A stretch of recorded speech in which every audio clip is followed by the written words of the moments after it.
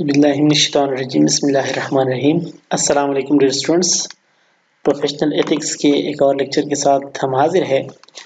पिछले लेक्चर्स के अंदर हमने प्रोफेशनल सोसाइटी मुख्तलिफ प्रोफेशनल सोसाइटीज़ के बारे में डिस्कशन की थी। हमने मुख्तलिफ किस्म के प्रोफेशनल सोसाइटीज़ के बारे में पढ़ा था और उसके रूल्स रेगुलेशन, उसके code of ethics, code of conducts, उसके सर्विसेज के बारे में हमने डिस्कशन की थी। उस डिस्कशन को आगे ले चलते हैं। उस डिस्कशन को या उनके रूल्स रेगुलेशन को हम अप्लाई करते हैं कुछ केस स्टडीज पर। केस स्टडी क्या है? केस स्टडी आप लोगों को पता होगा। केस स्टडी जब मैं रूल्स रेगुलेशन को किसी एक सिचुएशन पे अप्लाई करता हूँ। लेट सपोज रूल्स रेगुलेशन जो है वो मैं किसी एक केस लेता हूं जिसने रूल्स वायलेशन की हो और उस पे मैं कहता हूं कि इस रूल्स रेगुलेशन के तहत इस केस में कौन कौन से रूल्स की वायलेशन हुई है। लेट सपोज कॉलेज की रूल्स है कि मतलब स्टूडेंट्स जो है वो यूनिफॉर्म में आएंगे, वाइट क्लॉथ्स, ब्लैक शूज। अब लेट सपोज हसीब आ रहा है, गेट पे अंदर हो रहा है, उसके पास जो है वो ब्लैक शूज भी है, वाइट कोट भी है, चेस्ट गार्ड नहीं है और साथ में उसने प्रॉक्टर के साथ लेट सपोज बदजुबानी की। तो अब मैं इस केस को लेके रूल्स के मुताबिक इसको जांचता हूं, तो इसको कहते हैं केस स्टडी। तो आज उन रूल्स रेगुलेशन के तहत हम कुछ केस स्टडीज डिस्कस करते हैं। Case study number 1, ACM code of ethics हम अप्लाई करते हैं एक केस पे। केस क्या है कि जो एक बंदा है as a database programmer, large statistical program need by his company. ये अपनी कंपनी में लार्ज स्टैटिस्टिकल प्रोग्राम्स क्या करते हैं, डालते हैं उसको, मतलब डेटाबेस के अंदर स्टैटिस्टिकल डाटा क्या करते हैं, वो स्टोर करते हैं। Company programmer are encouraged to publicize their work। जो कंपनी के प्रोग्रामर है वो ये इनकरेज करते हैं कि उनका जो काम है वो पब्लिसाइज हो या पब्लिकली अवेलेबल हो। जो has found himself stuck on a problem, अब जो एक मसला आया है, वो एक मसले में फंस चुका है। He has persisted it his this for several months. ये मसला जो है वो पिछले कई महीनों से इस प्रॉब्लम में लगा हुआ है, लेकिन वो प्रॉब्लम सॉल्व नहीं हो रहा। His manager does not recognize complexity of problem. Manager को इस मसले का पता नहीं कि मतलब मसला कितना कम्प्लेक्स है, कितना मुश्किल है। मैनेजर बार बार इंसिस्ट कर रही है कि काम को कुछ दिनों में क्या करो, कंप्लीट करो। जो डेटाबेस एडमिनिस्ट्रेटर है, डेटाबेस प्रोग्रामर है, वो एक मसले में स्टक हुआ है। मैनेजर कहती है कि काम को जल्दी जल्दी पब्लिश करो, लेकिन जो है एक मसले में फंसा हुआ है, काम उससे नहीं हो रहा। अब क्या हुआ, जो को याद आया कि उसके एक दोस्त ने एक सेम प्रोजेक्ट पे काम किया था। तो वो क्या करता है, वो अपने को वर्कर के प्रोग्राम से कुछ आइडिया लेता है, कुछ कोड लेता है और एक कमर्शियल अवेलेबल सॉफ्टवेयर है उससे कुछ कोड लेता है और उसको अपने सॉफ्टवेयर में फिक्स करता है। तो उसका प्रॉब्लम जो है वो सॉल्व हो जाता है। लेकिन वो ये नहीं बताता कि इसका ये जो कोड है ये मैंने दोस्त के कोड से लिया है और ये जो कोड है ये मैंने कमर्शियल सॉफ्टवेयर से लिया है। लेकिन वो सिर्फ ये कहता है, जो है वो अपने बॉस को कहता है कि बस मैंने काम कर लिया, ठीक है। न अपने दोस्त के काम को एक्नॉलेज करता है, न जो है वो कमर्शियल सॉफ्टवेयर को एक्नॉलेज करता है, ठीक है। अब मसला क्या है,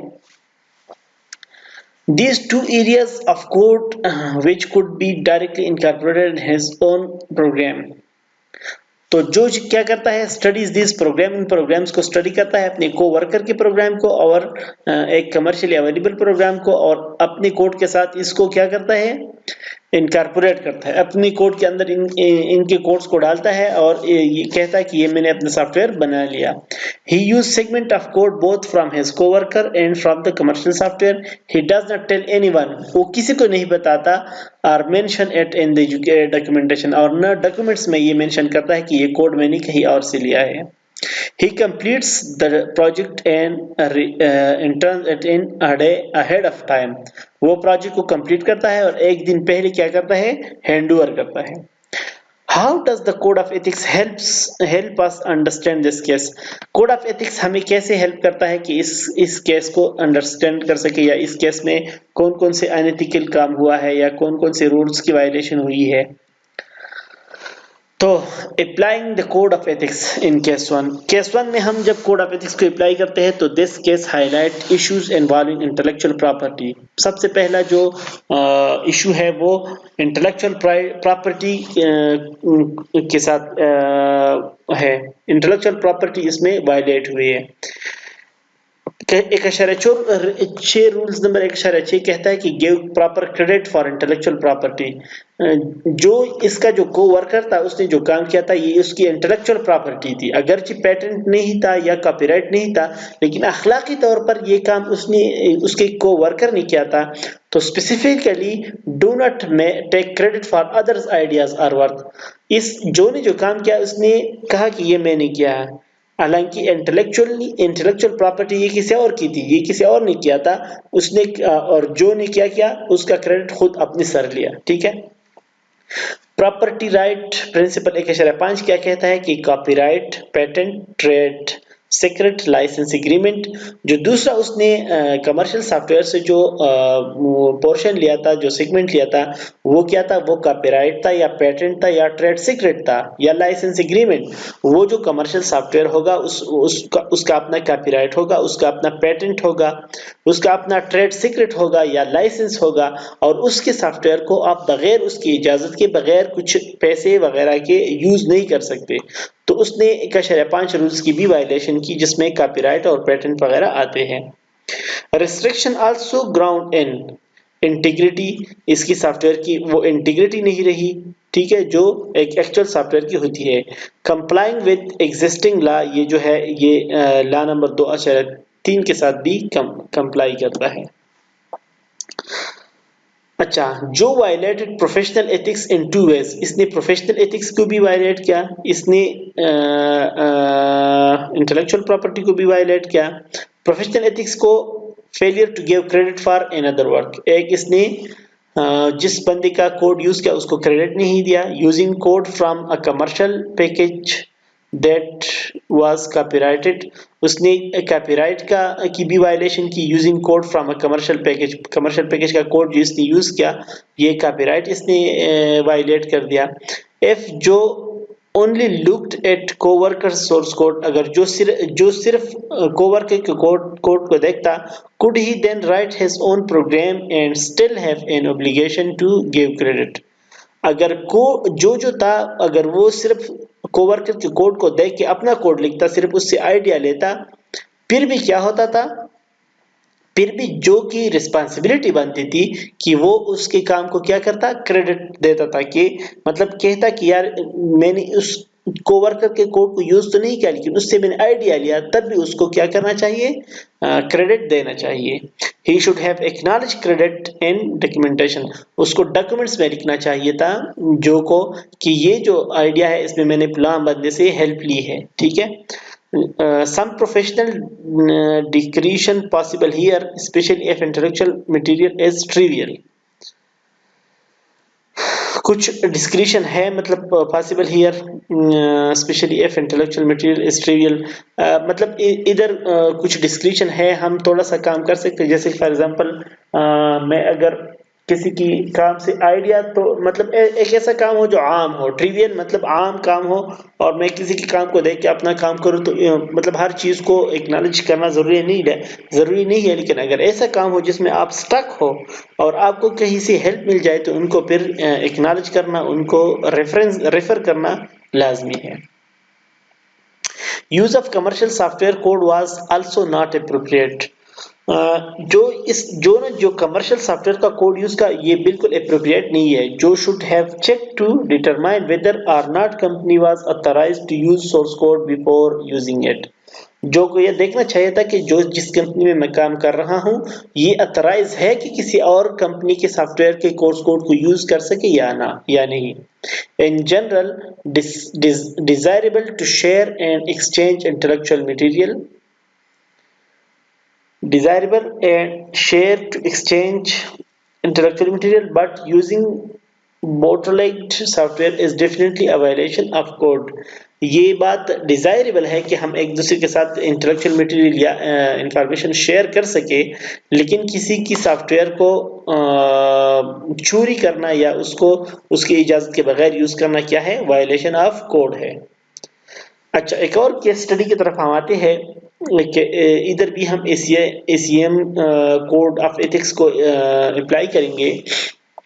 3 years ago, Sasen started her own consulting business. 3 साल पहले जो ससैन ने एक बिजनेस बिजनेस शुरू किया। She is so successful, she now has several people working for her. वो आज इतनी सक्सेसफुल है कि कुछ लोग उसके अंडर काम करते हैं। हैज मेनी क्लाइंट्स, उसके बहुत सारे क्लाइंट्स हैं। Include work such as advising on network architecture. वो जो काम करती है वो नेटवर्क आर्किटेक्चर पे एडवाइस करती है। डिजाइनिंग डीबीएमएस डेटाबेस बनाते हैं। सिक्योरिटी पे हेल्प करती है। Presently designing a DBMS for a personal office, a medium size 100% company. Presently अब वो एक डेटाबेस बना रही है जो कि पर्सनल ऑफिस के लिए है, मीडियम साइज की है। 100 बंदे इस पे काम करेंगे। Sasan has involve client in design process. Sasan ने क्लाइंट्स को डिजाइन प्रोसेस में इन्वॉल्व किया। इन्फॉर्म्स सीईओ, सीईओ को इन्फॉर्म कर रही है सीटीओ को and human resource head about system progress. System के प्रोग्रेस के बारे में कंपनी की सीईओ को, सीटीओ को और ह्यूमन रिसोर्स को आगाह कर रही है। Now it is time to make decision about the kind and degree of security to build in the system. अब टाइम आया है कि सिस्टम की सिक्योरिटी के बारे में डिसीजन लिया जा सके कि सिस्टम कितना सिक्योर होना चाहिए। ससैन हैज डिस्क्राइब्ड सेवरल ऑप्शन। ससैन ने सेवरल ऑप्शंस डिस्कस किए बिकॉज कि मतलब सिस्टम में ये है, ये है, ये है और सिस्टम इतना सिक्योर होना चाहिए। लेकिन कंपनी क्या कह रही है, जो क्लाइंट है वो इससे बचने के लिए कि अगर इतना सिक्योर हम बनाए तो इस पे बहुत ज्यादा खर्चा आएगा। क्लाइंट्स ने क्या डिसाइड किया? Client decides for less secure system. Clients ने डिसाइड किया कि सिस्टम हमारा इतना सिक्योर नहीं होना चाहिए, बस मतलब थोड़ी सी सिक्योरिटी के साथ हमें डेटाबेस बनाओ। कि मतलब क्लाइंट कह रहा है कि हम हमारे लिए डेटाबेस बनाओ लेकिन इतनी ज्यादा सिक्योरिटी की जरूरत नहीं है, बस थोड़ी सी सिक्योरिटी उसमें डालो। Sasan believes information they will store is extremely sensitive. Sasan के मुताबिक जो इंफॉर्मेशन है ये इंतहाई सेंसिटिव है। परफॉर्मेंस इवैल्यूएशंस इसमें हो सकते हैं, मेडिकल रिकॉर्ड्स इसमें है, इंश्योरेंस क्लेम्स इसमें है, सैलरीज रिकॉर्ड इसमें है। तो ये बहुत क्रिटिकल इंफॉर्मेशन है, इसके लिए बहुत ज्यादा सिक्योरिटी चाहिए। With weak security से क्या होगा? Employees on workstation could figure out how to access this data. जो workstation पे जो employees काम करते हैं वो ये मालूम कर सकते हैं कि डेटा को कैसे एक्सेस कर सके, और ऑनलाइन जो इंट्रूडर है वो भी डेटा को एक्सेस कर सकते हैं। ससेन जो है वो feel strongly that system should be much more secure. Sassen के मुताबिक जो सिस्टम होगा वो it should be much secure. She has tried to explain the risk. उसने बहुत कोशिश की कि रिस्क को एक्सप्लेन कर सके। CEO, CTO and HR all agree that less security will do work. लेकिन जो सीईओ है, जो सीटीओ है, जो ह्यूमन रिसोर्स है, वो ऑल एग्री है कि मतलब इतनी ज्यादा सिक्योरिटी की जरूरत नहीं है। तो अब ससैन को क्या करना चाहिए? Should she refuse to build the system as the request? क्या उसको ये सॉफ्टवेयर बनाना चाहिए या उसको रिफ्यूज करना चाहिए सॉफ्टवेयर बनाने से? तो उसमें केस स्टडीज क्या कहते हैं? This case highlight issues involve. ये एक डिलेमा है, ठीक है। ये इधर इस सिचुएशन को क्या कहते हैं कि उसको सॉफ्टवेयर बनाना चाहिए या रिफ्यूज करना चाहिए। अगर वो सॉफ्टवेयर बनाएगी तो सॉफ्टवेयर जो है वो लेस सिक्योर होगी, उससे फिर आगे मसले होंगे। अगर वो सिस्टम सॉफ्टवेयर बनाने से क्या करेगी, रिफ्यूज करेगी कि मैं इसको नहीं बनाऊंगा, तो उसको कंपनी के साथ कॉन्ट्रैक्ट है, वो कंपनी को बाउंड है कि वो ये सॉफ्टवेयर क्या करे, बनाए। तो अब इधर ये डिलेमा है। अब इन दोनों सिचुएशन में अब वो कौन सी सिचुएशन की तरफ जाएगी? तो अब एथिकल के स्टडी में इसको हम देखते हैं, कोड इस पे अप्लाई करते हैं। तो इस code highlight issue involving privacy. एक तो इसमें privacy deals with privacy principle 1.7 क्या कहता है, वो प्राइवेसी की डील करता है। इसमें प्राइवेसी जो है वो इन्वॉल्व है, प्राइवेसी लीक हो सकती है। डील विद कॉन्फिडेंशियलिटी 1.8 कहता है कि डेटा को कॉन्फिडेंशियल रखना चाहिए, लेकिन इस केस में क्या होता है, डेटा की कॉन्फिडेंशियलिटी या कॉन्फिडेंशियल डेटा जो है वो लॉस्ट हो सकता है। प्राइवेसी और कॉन्फिडेंशियलिटी में ये डिफरेंस है। प्राइवेसी का ताल्लुक पर्सन्स के साथ है, जो किसी बंदे का सीक्रेट डेटा होगा उसको हम प्राइवेट डेटा कहते हैं या प्राइवेसी कहते हैं। और कॉन्फिडेंशियलिटी जो है इसका ताल्लुक ऑर्गेनाइजेशन के साथ होता है। जो ऑर्गेनाइजेशन का सीक्रेट डेटा होता है उसको हम कॉन्फिडेंशियल डेटा कहते हैं, और इस डेटा को डील करने को कॉन्फिडेंशियलिटी कहते हैं। ठीक है। Code guide states that computer professionals are obligated to preserve the integrity of data about individual. Computer professional का काम क्या है, ओब्लिगेटेड, इनकी ये जिम्मेदारी है, ये ड्यूटी है, to preserve the integrity of data about individual, कि वो इंडिविजुअल के या और ऑर्गेनाइजेशन के डेटा को क्या करे, प्रिजर्व करे।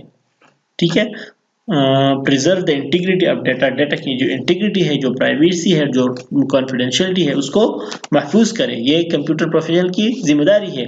फ्रॉम अनऑथराइज्ड एक्सेस, कहाँ से इसको प्रिजर्व करें, ताकि लोग इसको एक्सीडेंटली या अनऑथराइज्ड लोग इसको किसी भी तरीके से यूज न करें, एक्सेस न करें। Code also specified for organization leaders के लिए जो रूल्स है 3.5 प्रिंसिपल नंबर 3.5 कहता है कि एनहांस पर्सनल डिग्निटी, लोगों की इज्जत को क्या करो, एनहांस करो, असेस। अब अगर इधर ये क्या करेंगे, सिस्टम बनाएंगे लेस सिक्योरिटी के साथ, तो लोगों की इज्जत को भी खतरा हो सकता है। किसी का पर्सनल डेटा अगर लास्ट हो जाए तो मतलब लोगों की इज्जत में वो डिग्निटी नहीं रहती। Assess need for all those affected by system, तो प्रिंसिपल 3.4 क्या कहता है कि असेस नीड्स, उन नीड्स को क्या करो, असेस करो जिनका ताल्लुक सिस्टम के साथ है। Company official have an obligation, अच्छा कंपनी ऑफिशियल जो है वो have an obligation to protect privacy of their employees. अब कंपनी के जो ऑफिशियल्स हैं उनकी भी ये जिम्मेदारी है कि वो प्रोटेक्ट करें एम्प्लॉइज की privacy. Therefore they should not accept inadequate security, तो अब उन कंपनी को भी ये नहीं करने चाहिए कि वो इनएडेक्वेट सिक्योरिटी वाले डेटाबेस को क्या करे, एक्सेप्ट करें। उनको भी चाहिए कि वो क्या करे, वो ये ना कहे कि वो हमें लेस सिक्योरिटी के साथ सॉफ्टवेयर बनाओ। उनकी जिम्मेदारी है कि वो अपनी एम्प्लॉइज का क्या करे, प्राइवेसी का ख्याल रखे, और उनको इनएडेक्वेट सिक्योरिटी मतलब लेस सिक्योरिटी वाला सॉफ्टवेयर एक्सेप्ट नहीं करना चाहिए। ससेन्स फर्स्ट ऑब्लिगेशन, ससेन की जिम्मेदारी क्या है, उनको अटेम्प्ट करना चाहिए कि एजुकेट करे कंपनी के ऑफिशियल्स को। प्रिंसिपल नंबर 2.7 के तहत उसको चाहिए कि वो उस कंपनी जिसके लिए सॉफ्टवेयर बना रहे हैं उनको क्या करे, एजुकेट करे कि उनके लिए सिक्योरिटी कितना इम्पोर्टेंट है। इफ दैट फेल्स, अगर इसमें वो नाकाम रही, she needs to consider her contractual obligation, तो उनको फिर अपनी कॉन्ट्रेक्चुअल ऑब्लिगेशन की तरफ आना चाहिए कि कॉन्ट्रैक्ट में मैंने कौन सी जिम्मेदारी ली है। प्रिंसिपल 2.6 के तहत इन ऑनरिंग असाइन्ड रिस्पांसिबिलिटीज, तो उसके तहत उसको फिर अपनी ऑर्गेनाइजेशन जिसमें ये ससेन काम करी है उसकी ऑब्लिगेशन की तरफ आना चाहिए। We don't have Sasan's contract but she may have to choose between her contract and her obligation to honor privacy and security। अब ससेन को क्या करना चाहिए, अपनी कॉन्ट्रैक्ट और अपनी जिम्मेदारी में दोनों में से किसी एक को सेलेक्ट करना चाहिए, लेकिन उसको प्राइवेसी और सिक्योरिटी को ऑनर देना चाहिए। कैस्टेड नंबर 3 जो है वो मेरी works in a large prevention agency, मेरी जो है वो एक प्राइवेंशियल एजेंसी में काम करती है with alcoholism and drug abuse. इस कंपनी का काम है कि जो लोग अल्कोहलिक्स है और मतलब वो है ड्रग अब्यूज है, मतलब जो अल्कोहलिज्म की बीमारी में और ड्रग्स की बीमारी में है, तो ये कंपनी क्या करती है, ये उन बीमारों की ट्रीटमेंट करती है। Agency administrator program for individual with alcohol and drug program, agency administrator जो है वो इन शराबियों के लिए और ड्रग अब्यूज लोगों के लिए प्रोग्राम करते हैं। Maintains a large database of information on client who use agency services. अब कंपनी एक डेटाबेस मेंटेन कर रही है, लार्ज डेटाबेस ऑफ इंफॉर्मेशन, उसमें इंफॉर्मेशन है ऑन क्लाइंट्स के उन क्लाइंट के जो एजेंसी की सर्विसेज को यूज करते हैं। Some data file contain names and current address of clients. कुछ फाइल्स में उन क्लाइंट्स के एड्रेस और नेम्स भी हैं। मतलब ये है कि जो अल्कोहलिक लोग हैं उनका डाटा है, डाटा में प्राइवेट डाटा भी है, मतलब नेम्स और एड्रेसेस, और वो लोग अल्कोहलिज्म में मतलब अल्कोहलिक हैं, लेकिन वो नहीं चाहते कि पब्लिक को ये पता चले कि हम क्या है, हमें ये बीमारी है और हम फलां एजेंसी से सर्विसेज इस बीमारी को ख़त्म करने के लिए सर्विसेज लेते हैं।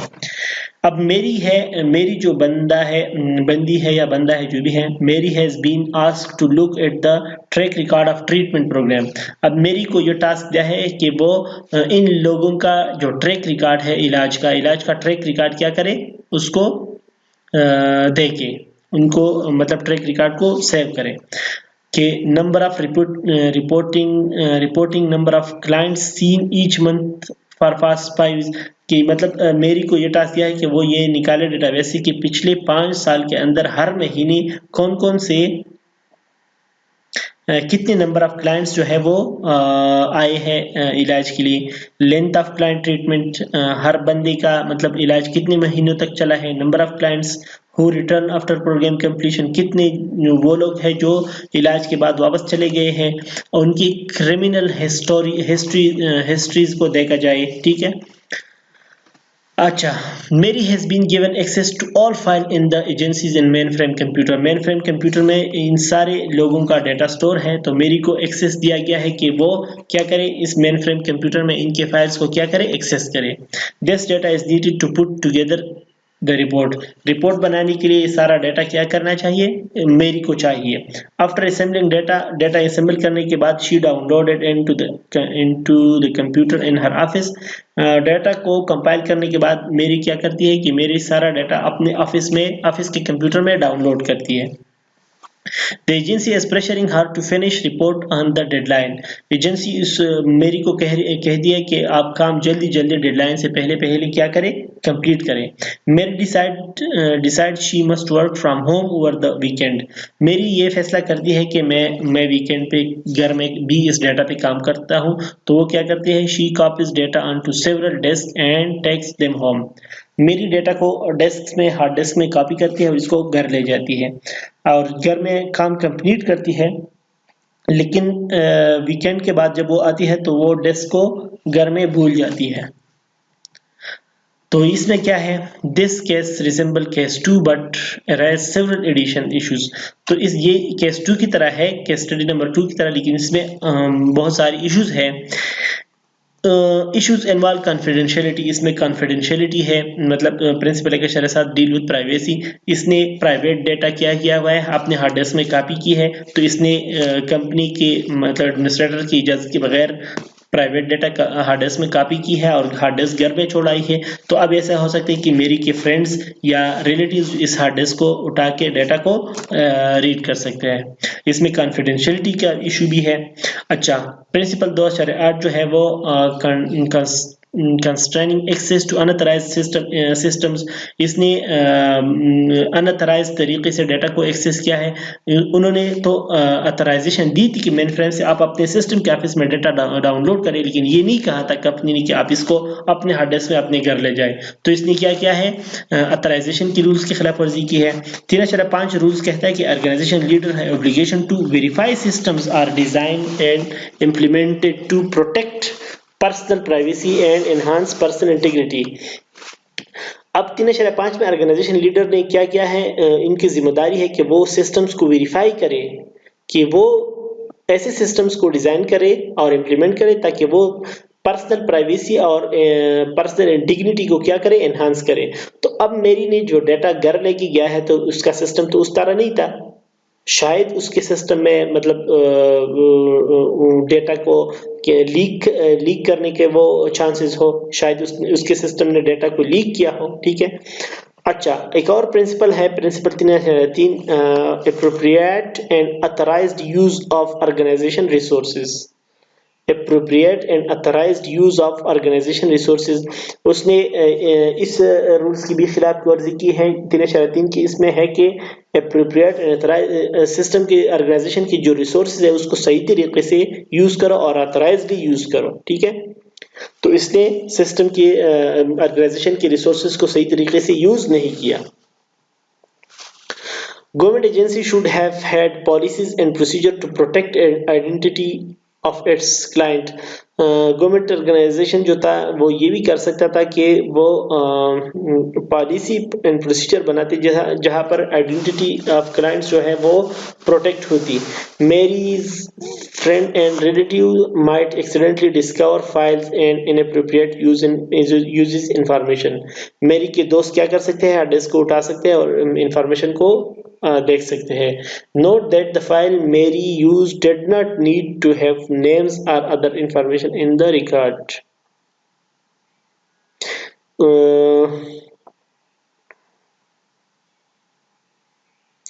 अगर ऐसा होता कि मेरी जो फाइल यूज करते हैं इसमें एड्रेसेस और नेम्स ना होते तो फिर कोई मसला ना होता।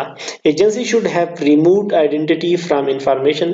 तो ये यही बात कर रहे हैं कि अगर एजेंसी इसमें से क्या करती,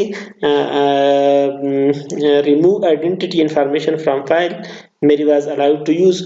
अगर कंपनी ये करती कि इससे नेम्स और एड्रेसेस वगैरह निकालते डेटा से तो फिर क्या हो सकता था, मेरी को फिर इजाजत हो सकता था कि डेटा को घर ले जाने के लिए।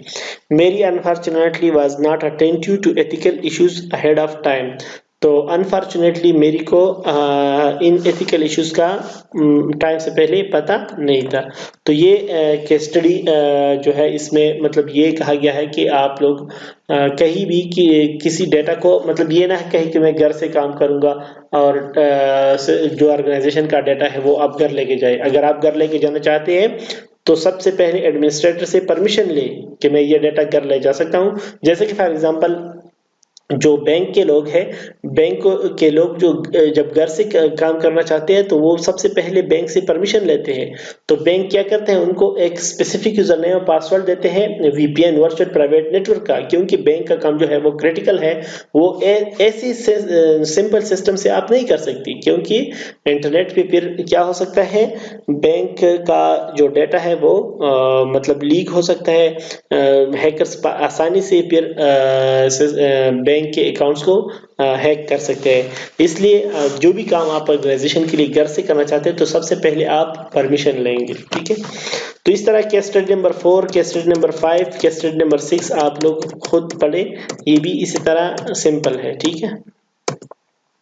अब हम आते हैं डिलेमा की तरफ। डिलेमा ये है कि कभी कभी हम ऐसे सिचुएशन में स्ट्रिक्ट में आ जाते हैं जहां पर हमें दो चॉइसेस में किसी एक चॉइस को सेलेक्ट करना होता है, लेकिन हम जिस चॉइस की तरफ भी जाएंगे तो हमें मतलब कंफ्यूजन होता है कि या मैं इस सिचुएशन की तरफ जाऊं या मैं इस सिचुएशन की तरफ जाऊं।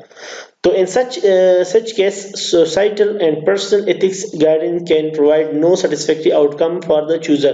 तो chooser जो है वो या तो उसको एथिकल अगर इजाजत देता है तो रिलीजन इजाजत नहीं देता, या रिलीजन इजाजत देता है तो एथिक्स इजाजत नहीं देता। इस तरह की सिचुएशन अगर हो सकते हैं। Ethical dilemma assume that the chooser will abide by societal norms such as code of law or religious teaching in order to make the choice ethically impossible. तो या तो जो एथिकल डिलेमा है वो एज्यूम करता है कि chooser will abide by societal norms, या तो चूजर को सोसाइटल नॉर्म्स क्या करेगा, अबाइड करे, या रिलीजियस नॉर्म्स उसको अबाइड करेगा कि वो एथिकल की तरफ जाए। इस तरह डिलेमा अगर हो सकता है, जैसे कि पिछले एक एग्जांपल मैंने आप लोगों को बता दिया। इधर एक डिलेमा में एक बंदा एक एग्जांपल देता है कि द एडवेंट ऑफ ईमेल। अच्छा, इधर ये मिसाल मैं समझाता हूँ ये रीडिंग के बगैर। ये है कि ईमेल जो है आजकल बिजनेस में ज्यादातर यूज होता है। तो अब normal dilemma involving information access and privacy, ज़्यादातर जो डिलेमा है वो इंफॉर्मेशन एक्सेसिंग और प्राइवेसी के साथ ज़्यादा आते हैं। एक एग्जांपल ये लिख देते हैं कि एक टोनी है, टोनी एक रॉबर्ट है, ये दो ऑर्गेनाइजेशन में काम करते हैं। तो ऑर्गेनाइजेशन में टोनी ने एक डेटा टोनी को एक डेटा चाहिए जो उसके पास अब नहीं है, लेकिन उसको याद आया कि उसने ये डाटा रॉबर्ट को सेंड किया था, तो रॉबर्ट के कंप्यूटर पे ये डाटा पड़ा होगा। तो टोनी क्या करता है, टोनी ने कहीं रॉबर्ट का पासवर्ड याद किया हुआ है, तो टोनी जाता है रॉबर्ट के कंप्यूटर को ओपन करता है और टोनी के कंप्यूटर से डाटा क्या करता है, कॉपी करता है।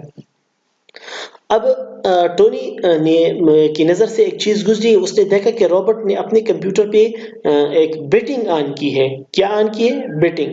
कि जो लोग इस कैसीनो में हैं वो जो बेटिंग करते हैं, तो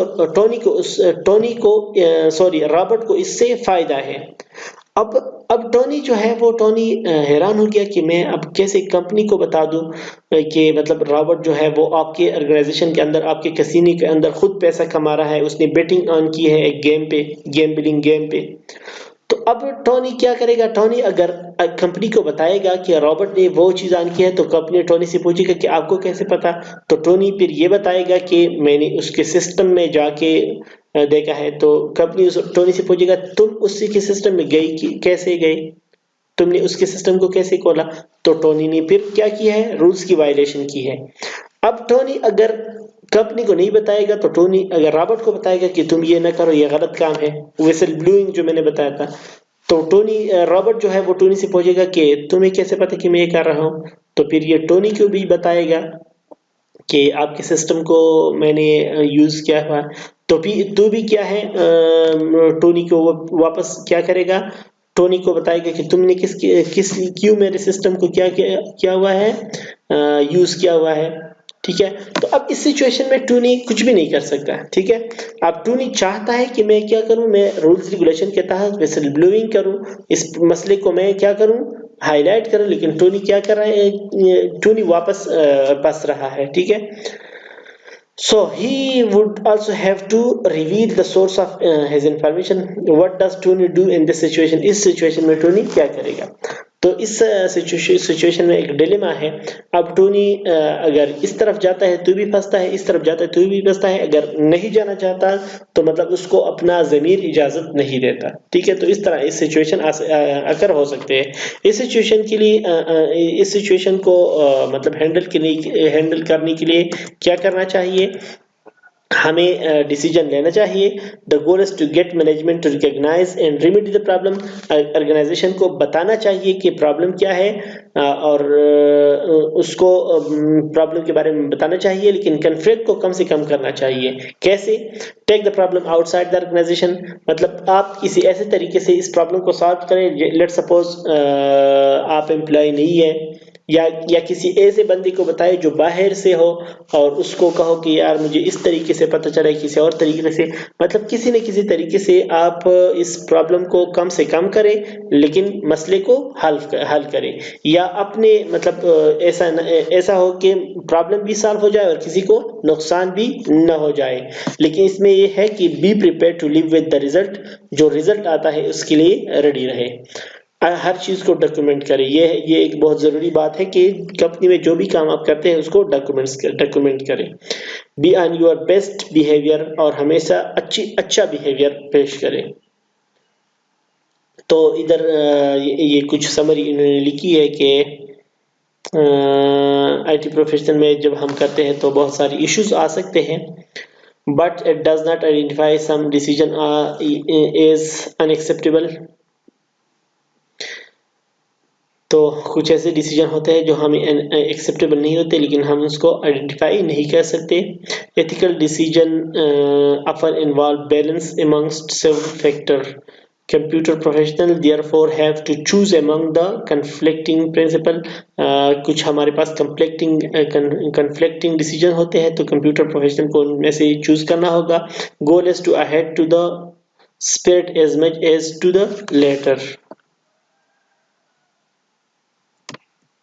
तो इस तरह हमारे साथ ये लेक्चर कंप्लीट हो गया। आप लोग उम्मीद करता हूँ आप लोग इसको समझ चुके होंगे। इसको पढ़ेंगे तो आप लोगों को और भी ज़्यादा समझ आएगा। Thank you so much.